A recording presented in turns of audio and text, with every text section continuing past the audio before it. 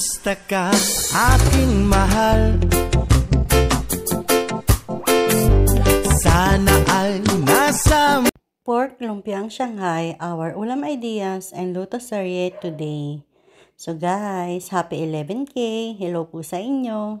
Dahil 11K na tayo, no? So maghahanda tayo ng Shanghai. Bala na kayo paano nyo kukunin dito sa screen. Charot lang. Anyway guys, simplihan lang natin today ang ating lumpiang Shanghai kasi para hindi na natin aantayin na may handaan bago tayo makatikim nito, no? So, sa akin, ang inilalagay ko lang dito na gulay is carrots. Dati, nakasanayan ko sa mga ate ko and then sa nanay ko, ang nilalagay is patatas and carrots. Masarap din naman yun guys, yung igigisa mo muna yung giniling, tapos ilalagay mo lahat ng sahog bago mo siya irolyo. Iwas panis talaga yung ganun na proseso na niluluto muna yung ating palaman. So ako, dahil hindi naman din nagtatagal sa amin to, ang ginawa ko na lang is bumili ako ng karne, tapos ako na lang nag-food processor dito kasi pagka yung giniling na binibili mo na sa palengke kasi parang may halo na siya. So, mas maganda pa rin yung bibili ka at ikaw na lang magigiling. Bali guys, sa mixture pala, sa dami kong daldal, no? 200 pesos na giniling lang yan, to be exact. And then, 2 carrots. Sa carrots guys, hindi ko siya mini-mince. Ang ginagawa ko, ginagadgad ko siya dun sa gadgaran ng keso. Or kung meron makaiba. Kasi mas maganda yung ganyan, hindi masyadong pansinin. Tsaka parang nakakadagdag lasa yung katas ng carrots. Tapos, ang nilagay ko lang, minced garlic and onion. Tapos, nilagyan ko ng kinchay ba tawag dyan o celery.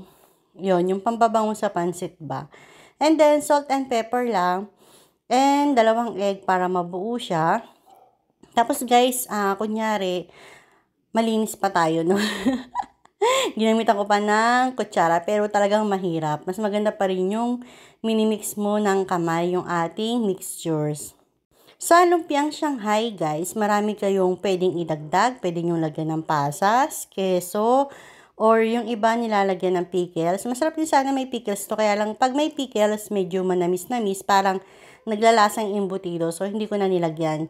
Ang tawag dito, nakalimutan agad. Ang timpla na to guys, yung parang simple lang, no? Para magaya din sa bahay na kung ano lang meron. So, hindi na maghihintay ng handaan. Tapos yun guys, nung after kong mahalo, hinalo ko ng spatula din para matanggal yung mga nasa gilid-gilid, masama lahat. Sinet aside ko muna siya habang tayo ay hiwa-hiwalay ng lumpia wrapper. Mas maganda sana yung nabibili sa supermarket, yung makinis para pantay-pantay. Kaso, wala akong nabili. So, dito tayo sa traditional lumpia wrapper, no? So, ang buhay natin parang lumpia wrapper, no? Kailangan dahan-dahanin para hindi masira. Mema lang, no?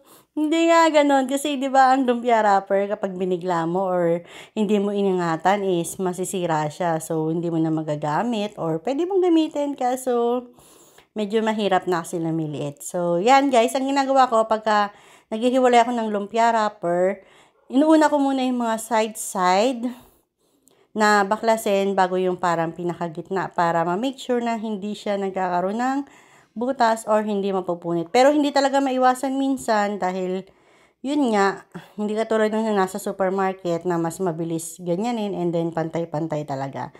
So, transition na natin kasi marami na akong chismis dito. Yan guys, transition na natin na kung paano ko balutin yung ating pork lumpia Shanghai. Bali, tansya-tansya lang sa pagsasandok, total hindi naman to pang benta. Depende sa inyo kung gaano karami gusto ninyo. Bali, nakalimutan ko actually i-video yan kasi kita nyo may mga nagawa na ako. Bali, pakita ko lang sa inyo ilang piraso. Ganyan lang, i-roll nyo lang. Then, pag medyo na-roll nyo na ng konti, tupiin nyo yung both sides. And then, continuous tayo sa roll. Tapos, pahiran natin ng slurry or cornstarch na may tubig or harina na may tubig para mas maganda yung kapit ng ating pambalot. Pero, guys, meron pa isang magandang technique, yung ginugunting yung 2 gilid. Ewan ko kung alam nyo na yung process na yun sa pagbabalot para pantay-pantay. So ako, tinamad na maggunting, ganyan na. Bahala na ang sukat. Basta tansya-tansyahan lang. Kasi habang ginagawa ko yan is nagluluto ako ng munggo and then nagtatrabaho. So multitasking tayo. Kaya hanggat kaya natin mag-save ng oras sa mga ginagawa, ganun yung ginagawa ko. So yan guys, pangalawa na to sa pinakita ko sa inyo, paano ako mag-roll. Ganyan lang naman, madali lang naman. So umpisa lang mahirap pero pag nakasanayan mo na, madali na magbalot. Easy na lang, saglit lang sa'yo magbalot ng napakaraming lumpia. So guys, tatransition na natin ulit sa pagluluto kasi para hindi humaba ang ating video. Sa pagpiprito, alam nyo naman na guys, deep fry natin. Hindi ko na pala napakita na inilubog isa-isa yan. So yan guys, 6 lang muna ang una ko nilagay para medyo maluwag-luwag yung space niya. And then, painit ng mantika, tapos pagka sobrang init ng mantika, hinaan natin apoy para hindi mabigla yung ating lumpia na sunog na yung balat pero hilaw pa yung loob dahil nga hindi naman natin ginisa yung ating palaman sa loob. So, yan guys, makita nyo sa kabilang side, iniinit ko na yung munggo kasi nauna ko niluto yung munggo nung tanghali. And then, sa hapon ko niluto yung Shanghai. Bali, yan yung turn na niya na ulam. Kasi dito sa bahay, pag maggulay, kailangan may prito. Pag may prito, kailangan may gulay. Ganun dito, masyadong magastos. Pero okay lang kasi nga, bawal magtipid sa pagkain. Yun ang rules dito sa bahay. Kasi lahat naman nagtatrabaho. So yun lang ang vision namin, kumain. So yun lang guys, ayan, luto na. Pakita ko lang sa inyo guys, yung pinaka-loob niya. Huwag yun ang pansinin daliri ko, no? Pagod lagi yan. Ayan guys, medyo malaman na siya. And then, masarap naman talaga.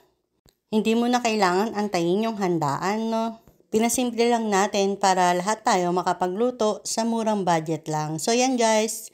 Ulit, luto na. Kain po tayo. Please follow and share for more luto serye and ulam ideas. Thank you. Bye!